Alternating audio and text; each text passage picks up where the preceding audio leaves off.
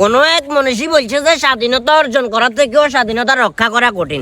ওই রক্ষা করার জন্য আসসালামু আলাইকুম চেয়ারম্যান সাহেব, কি অবস্থা? ভালো আছেন? ওয়ালাইকুম সালাম। ভালো আছেন?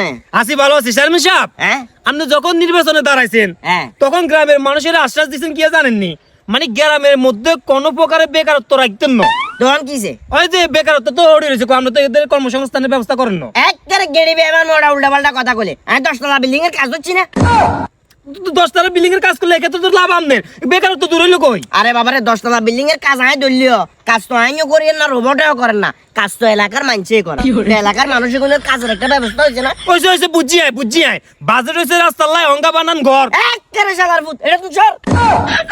আচ্ছা যাক, এই টপিকটা বাদ দেন। আপনি আরো একটা কথা দিচ্ছেন মেনচিরে, কিয়া? আপনি কইছেন যে অত্র গ্রামের মধ্যে কোনো বিধবা রাখতেন না। আরে বাবারে আই কি রাখছিনি, আই কি কোনো বিধবা রাখছিনি? আই চেয়ারম্যানই দাঁড়াইছি যে অনেক কইছি যে আই যদি চেয়ারম্যান হই এই গ্রামের ভিতর কোনো বিধবা থাকতো না। প্রথমত আই চেয়ারম্যান এবার হরে বিধবা যা আছিল অধিকাংশরে ইডি আর গ্রামে হারা দিছি।